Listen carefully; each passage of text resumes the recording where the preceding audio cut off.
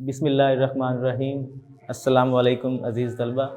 میں رئیس اقبال پنجاب کالج کبیر والا سے آپ سے مخاطب ہوں۔ بیٹا، آج ہم اپنے شارٹ سلیبس کے مطابق حصہ نثر میں سے چھٹا سبق پڑھنے جا رہے ہیں۔ 5 سبق ہم پہلے پڑھ چکے ہیں، اور اگر ترتیب دیکھیں کتاب کے حوالے سے تو جو اگلا سبق ہمارے پاس بنتا ہے وہ ہوائی ہے۔ کتاب کی ترتیب کے حوالے سے یہ سبق نمبر 8 ہے، لیکن شارٹ سلیبس کے حوالے سے یہ سبق نمبر 6 پر ہمارے پاس موجود ہے۔ ہوائی دراصل ایک سفر نامہ ہے، جیسا کہ میں پہلے عرض کر چکا ہوں کہ سیکنڈ ایئر کی کتاب ہو یا فرسٹ ایئر کی کتاب ہو، یہ ایک رنگ برنگ پھولوں کا گلدستہ ہے جس کے اندر مختلف اصناف کو شامل کیا گیا ہے۔ ہم یہاں پر فرسٹ ایئر کے اندر افسانے پڑھ چکے ہیں، خطوط پڑھ چکے ہیں، مکتوب علیہ پڑھ چکے ہیں، مضامین پڑھ چکے ہیں، مختلف اصناف پڑھ چکے ہیں۔ بالکل ایسے ہی سیکنڈ ایئر کے اندر ہم مختلف اصناف پڑھیں گے جو کہ اس کی اگلی حصے کی اصناف بنتی ہیں۔ ہم نے ناول پڑھے، یہاں پر بھی ہم نے کچھ مضامین پڑھے، تو اسی میں سے ایک اہم صنف اردو ادب کی سفر نامہ نگاری ہے۔ سفر نامہ نگاری کی اگر بات کی جائے تو اردو ادب کے اندر اس کا باقاعدہ آغاز تو بہت پہلے ہو چکا تھا، لیکن خواتین سفر نامہ نگاروں کے اندر جو سب سے بڑا اور اہم نام آتا ہے وہ بیگم اختر ریاض الدین کا ہے۔ اور یہ سفر نامہ ہوائی، جو کہ ایک امریکہ کی ریاست سے تعلق رکھتا ہے، ہوائی دراصل یہ امریکہ کی ایک ریاست ہے، وہاں کے بارے میں انہوں نے لکھا ہے۔ تو یہ ایک بہترین اور شاندار دلکش، جس کے اندر خوبصورت انداز میں انہوں نے منظر کشی کی ہے، وہ ایک بہترین ان کا سفر نامہ ہے۔ 2 مجموعے کلام انہوں نے دو مجموعے سفر نامہ کے انہوں نے لکھے ہیں، جس کے اندر ایک ہے دھنک پر قدم اور دوسرا ہے 7 سمندر پار۔ اور ادبی حوالے سے دیکھا جائے تو سفر نامہ کی دنیا میں بیگم اختر ریاض الدین کا نام اس لیے بھی سب سے بلندی پر موجود ہے کہ انہوں نے سب سے بڑا ادبی ایوارڈ دھنک پر قدم سے حاصل کیا ہوا ہے۔ یعنی ہم یہ کہہ سکتے ہیں کہ سفر نامہ کے حوالے سے خواتین کے اندر تو سب سے بڑا نام ہے، ساتھ ساتھ مکمل طور پر سفر ناموں میں بیگم اختر ریاض الدین کا نام آپ کہہ سکتے ہیں کہ سر فہرست ہے۔ بیگم اختر ریاض الدین نے یہ سفر نامے کیوں لکھے، ان سے ان کی دلچسپی کیسے پیدا ہوئی، تو اس کی ایک وجہ اس کے تعارف سے ہمیں سمجھ آتی ہے۔ سفر نامہ لکھنے کی بنیادی وجہ جو ان کی تھی وہ یہ تھی، جو کہ ان کے تعارف سے ہمیں نظر آتی ہے، کہ وہ ایک اعلیٰ عہدیدار اور سفارتکار کی بیوی تھی، اس لیے دنیا کے مختلف ممالک میں انہیں گھومنے کا موقع ملا۔ بہت سارے ایسے سفر نامے ہیں کہ جو انہوں نے اپنی مرضی سے لکھے ہیں، اور کچھ سفر نامے کے بارے میں ان کا یہ خیال ہے کہ وہ ان کے اوپر مسلط کر دیے گئے۔ اپنے شوہر کے ساتھ مختلف ممالک کی سیر کو جانا ہوتا، تو وہاں جانے کے بعد جو وہاں کی تہذیب و تمدن، وہاں کے لوگوں کے بارے میں یا وہاں کی تہذیب، ثقافت، کلچر کے بارے میں وہ جو کچھ محسوس کرتی اس کو قلم بند کر لیتی، اور بعد میں وہ ایک بہترین سفر نامہ مکمل ہو جاتا اور اس کو وہ ایک تحریر کی شکل میں شائع کروا دیتی۔ تو یہ ایک وجہ رہی ان کے سفر نامہ نگاری کی کہ اپنے شوہر کے ساتھ جو انہوں نے مختلف علاقوں کا سفر کیا، ملکوں کی جو انہوں نے سیر کی، تو وہ ایک وجہ بنی سفر نامہ نگاری کی۔ سفر نامہ نگاری اگر بات کی جائے تو سفر نامہ ہے کیا؟ جو سب سے پہلا سوال ہمارے دماغ میں آتا ہے وہ یہ ہے، کیونکہ یہ سبق ہم جو پڑھنے جا رہے ہیں یہ ایک سفر نامہ ہے، سفر نامہ کہتے کسے ہیں، یہ ہے کیا؟ دراصل یہ اردو کی ایک اہم صنف ہے، اور آج سے پہلے پرانے وقتوں میں جب کوئی کسی ملک کی سیر کو جاتا تھا، سیاحت کو جاتا تھا یا امر مجبوری جاتا تھا، تو وہاں کی تہذیب و تمدن، وہاں کے حالات کو وہ دیکھتا تھا، اور یہ ایک انسانی فطرت ہے کہ انسان جو کچھ دیکھتا ہے وہ دوسروں سے شیئر کرنا چاہتا ہے، وہ دوسروں سے بانٹنا چاہتا ہے، تو وہ اس کو تحریری شکل میں لے آتا۔ تو وہ پرانے وقتوں میں چونکہ کوئی اور ذریعہ نہیں تھا، تو وہ تحریری شکل میں مکمل طور پر ساری کہانی کو، داستان کو، تہذیب کو لکھتے تھے، واپس آ کر اپنے لوگوں کو، اپنے رشتہ داروں کو، اپنے عزیز و اقارب کو وہ داستان سناتے تھے۔ تو وہاں سے یہ ایک صنف مقبول ہونا شروع ہو گئی، اور بعد میں باقاعدہ طور پر یہ ادب کے اندر شامل کر دی گئی، کیونکہ اس کے اندر اب تجسس زیادہ آنا شروع ہو چکا تھا، اب اس کے اندر روانی زیادہ آنی شروع ہو چکی تھی، اس کے اندر وہ طوالت بھی زیادہ آنا شروع ہو چکی تھی۔ تو اس طریقے سے آہستہ آہستہ یہ ادب کا حصہ بنتی چلی گئی، اور بعد میں باقاعدہ طور پر بہت سارے مصنفین نے سفر ہی اس لیے اختیار کیے کہ وہ بہترین سفر نامے لکھ سکیں۔ تو بیگم اختر ریاض الدین کا یہ سفر جو ہمارے سفر نامہ جو ہمارے سلیبس میں شامل ہے ہوائی، اس کے بارے میں آج ہم پڑھنے جا رہے ہیں کہ یہ کس طریقے سے انہوں نے لکھا اور اس کے پیچھے کی صورتحال کیا ہے۔ یہ سفر نامہ جب ہم سبق کے اندر پڑھتے ہیں، کتاب کے اندر پڑھتے ہیں، تو یہ 3 حصوں میں تقسیم کیا ہوا ہے۔ یعنی سب سے پہلے سفر نامے کے اندر جو بنیادی چیز ہوتی ہے وہ ہے اپنی ذات کو شامل کرنا۔ یہ نہیں ہے کہ کوئی بھی سفر نامہ جب اس کو پڑھا جائے یا اس کو لکھا جائے تو صرف وہاں کی صورتحال کے بارے میں لکھا جائے کہ جہاں آپ گھوم رہے ہوتے ہیں، جہاں کی آپ سیر کر رہے ہوتے ہیں، جس ملک کے اندر آپ موجود ہوتے ہیں، بلکہ اس میں انسان جو کہ سفر نامہ لکھ رہے ہوتے ہیں اس کی اپنی ذات بھی شامل ہونی چاہیے۔ اس لیے ایک بہترین سفر نامہ ہے، کیونکہ اس کے اندر جو سب سے ابتدا کی ہے، پہلا حصہ جو انہوں نے لکھا ہے اس میں انہوں نے اپنی ذات سے شروع کیا ہے۔ انہوں نے سفر کا آغاز کیسے کیا اور وہ پاکستان سے کون کون سے رستوں سے گزرتے ہوئے ہوائی پہنچی۔ تو اس لیے بھی یہ ایک عمدہ سفر نامہ ہے کہ اس میں مصنفہ کی ذات ساتھ ساتھ خود بھی موجود رہتی ہے۔ ابتدا کے اندر انہوں نے اپنی زندگی کے حوالے سے اور سفر کے حوالے سے باتوں کو بیان کیا ہے، اور آگے چل کر جو اس کے بقیہ دو اہم حصے ہیں اس میں دو چیزیں اور نمایاں ہیں جب ہم اس سفر نامے کو پڑھتے ہیں، سبق کو پڑھتے ہیں۔ ایک تو اس کے اندر انہوں نے وہاں کی ہوائی کی جو خوبصورتی ہے، وہاں کے جزیروں کی خوبصورتی ہے، وہاں جو باغ ہیں، وہاں کی جو دلکشی ہے، اس کو بڑے خوبصورت طریقے سے پیش کیا ہے کہ اس جگہ سے قاری کو عشق ہو جاتا ہے۔ ہر آدمی وہاں پر جانا چاہتا ہے، وہاں کی سیر کرنا چاہتا ہے، وہاں پر گھومنا چاہتا ہے۔ اور آخری حصہ جو اس کا بڑا دلچسپ ہے کہ انہوں نے وہاں کی معلومات بڑے خوبصورت انداز میں دی ہیں۔ مثلاً دو اہم اداروں کے بارے میں انہوں نے بتایا ہے اس سبق کے اندر، ایسٹ ویسٹ سینٹر اور دوسرا ہوائی یونیورسٹی، جو کہ دونوں تعلیمی حوالے سے ایک دوسرے سے رقابت رکھتے ہیں، لیکن وہاں کے علم کے بہترین ادارے ہیں۔ تو آخری حصے میں ہوائی یونیورسٹی اور ایسٹ ویسٹ سینٹر کے حوالے سے انہوں نے معلومات دی ہیں۔ میں نے یہاں پر ایک پورا خاکہ بنایا ہے تاکہ آپ اس سبق کو بہتر انداز میں سمجھ سکیں، اور اس کو بہتر انداز میں آپ تشریح کی صورت میں لکھ بھی سکیں، اس کا خلاصہ بھی لکھ سکیں۔ ہم اس سبق کو ایک ترتیب کے ساتھ لے کر چلیں گے۔ سب سے پہلے جس طرح کہ ہم کلاس میں پڑھتے ہیں، ہم ابتدا ایک پہلے صفحے سے کریں گے، اور باقاعدہ آپ کے سامنے مجھے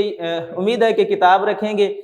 جو جو مشکل لفظ ہوں گے، جن کے مفاہیم میں سمجھانا چاہوں گا، جہاں جہاں اہم پیراگراف آئیں گے وہ بتاتا چلا جاؤں گا، اور ساتھ ساتھ آپ ان کے معنی لکھتے چلے جائیں گے۔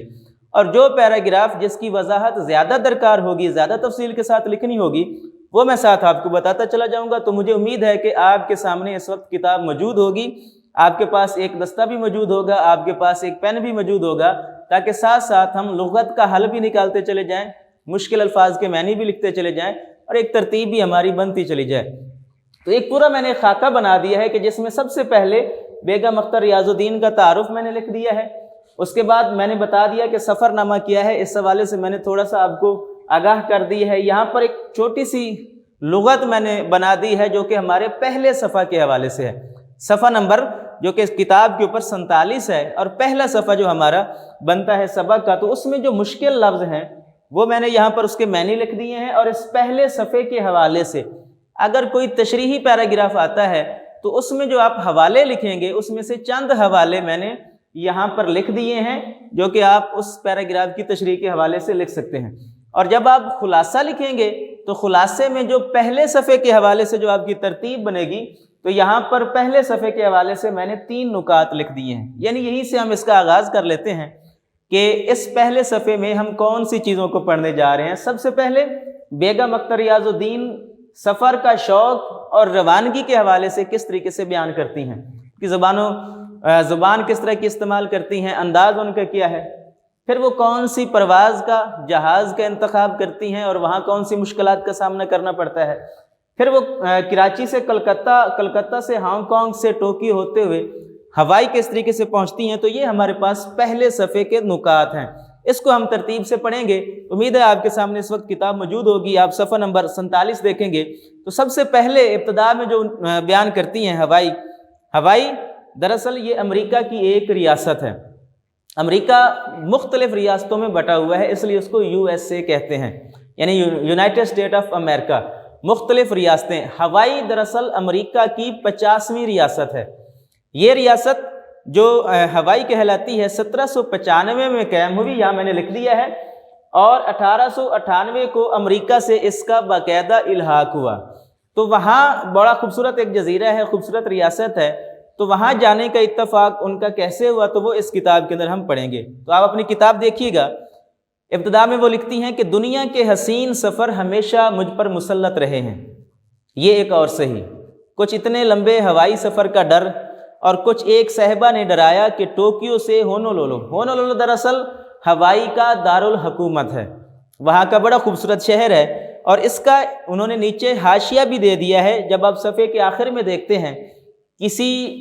لفظ کے اوپر اگر حاشیہ کی علامت موجود ہوتی ہے، اس انداز میں یہ علامت لگائی جاتی ہے، اور اس کے اوپر کوئی اگر نمبر دیا ہوتا ہے،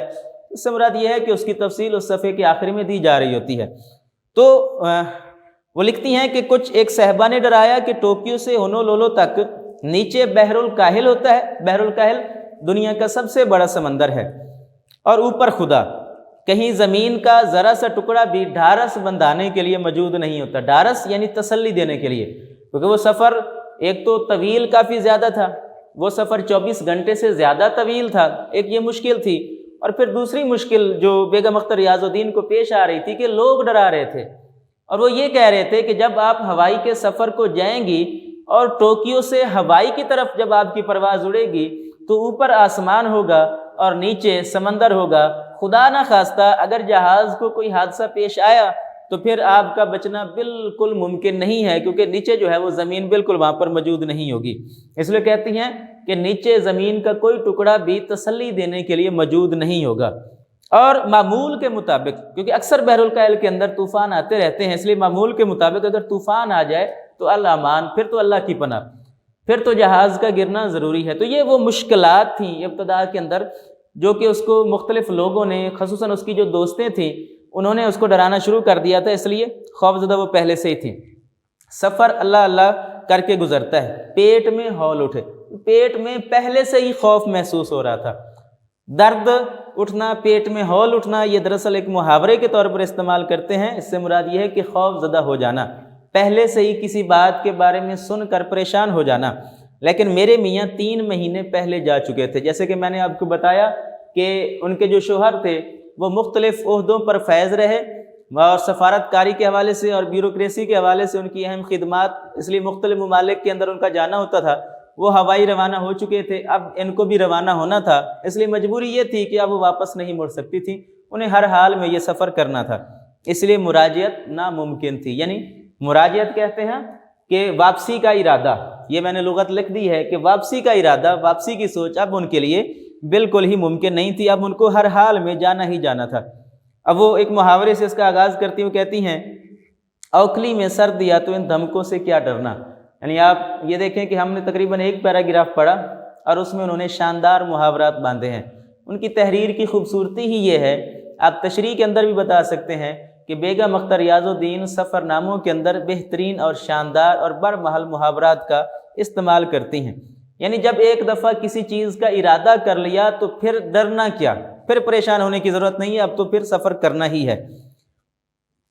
بوریا بستر باندھا، بستر تو ہوتا ہی نہیں، یہ محاورے کی بات ہے۔ گھر سمیٹ کر ایک گیراج میں بند کیا، گھر سمیٹنے میں اب تاک ہو گئی ہوں، یعنی ماہر ہو چکی ہوں۔ اس طرح پل بھر میں اس کی گٹھڑی باندھ کر الگ کرتی ہوں کہ گویا کبھی تھا ہی نہیں۔ سب سے چھوٹی بیٹی جو اب کالج کے پہلے سال میں تھی، 7 ہولی، یعنی 7 ہی روانہ ہو چکی تھی وہ۔ بڑی 2 لڑکیوں کے BA کے امتحان تھے، ان کو 2.5 مہینے بعد آنا تھا۔ کراچی پہنچ کر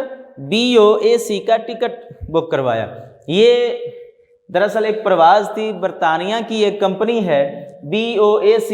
یعنی یہ مخفف ہے برٹش اوورسیز ایئر کمپنی کا، یہ برطانیہ کی ایک کمپنی ہے، اور جب بھی بیگم اختر ریاض الدین سفر کا ارادہ کرتی تھی تو وہ ہمیشہ اسی کمپنی کا انتخاب کرتی تھی۔ اس کی وہ توجیہ آگے جا کر بتاتی ہیں کہ وہ کیوں ہمیشہ اس کمپنی کا انتخاب کرتی تھی۔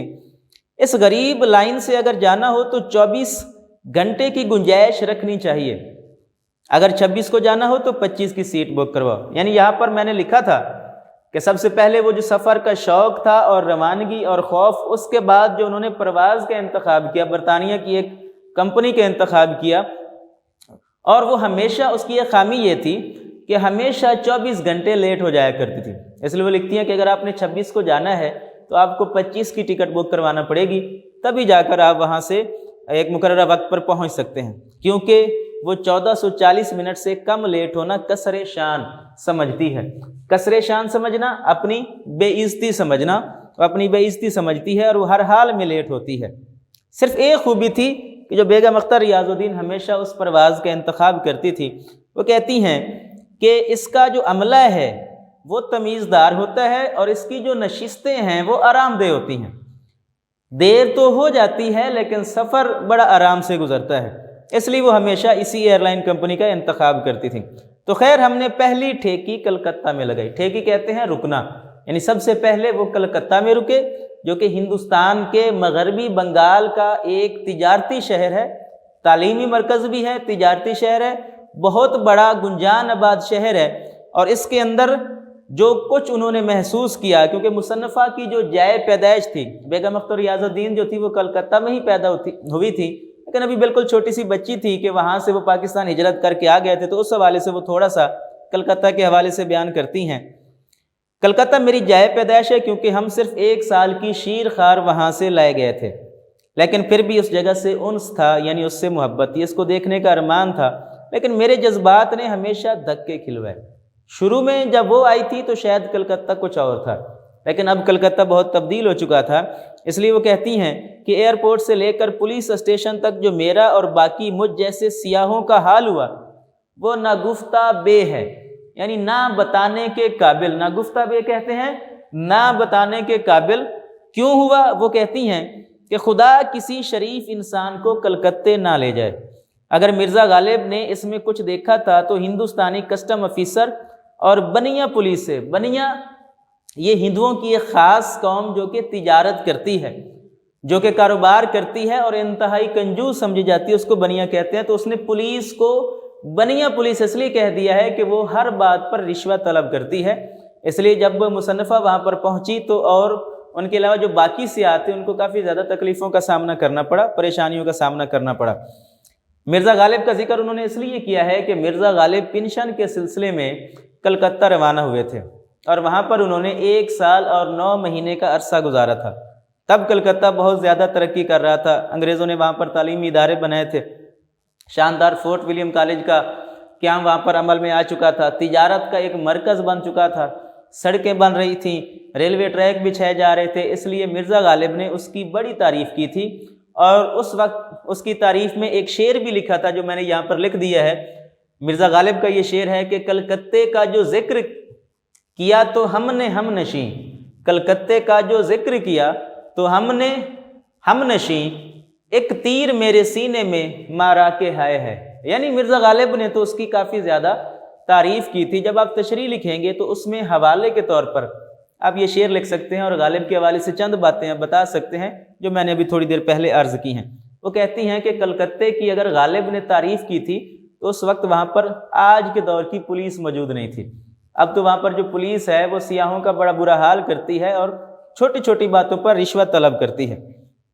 قصہ کوتاہ یعنی قصہ مختصر، ہم نے جلدی سے جان چھڑائی اور ہانگ کانگ روانہ ہوئے۔ وہاں جا کر روح خوش ہو جاتی ہے، تازہ دم ہو کر ٹوکیو روانہ ہوئے۔ راستہ سخت طوفانی تھا۔ ٹوکیو جاپان کا دارالحکومت ہے اور دنیا کا سب سے مہنگا شہر ہے۔ کمبخت پین ایم یہ اس جہاز کا نمبر تھا، بالکل پرانا کھٹارا۔ 4 گھنٹے لرزتا رہا اور ہمیں لرزاتا رہا۔ ساتھ بیٹھا جاپانی تاجر تسلی دیتے ہوئے بولا یہ تو کچھ بھی نہیں، جب ٹوکیو سے ہوائی جاؤ گی تو ہوائی جہاز ایسے اچھلے گا جیسے چھاج میں گیہوں اچھلتا ہے۔ یعنی پہلے سے بھی وہ خوف زدہ تھی،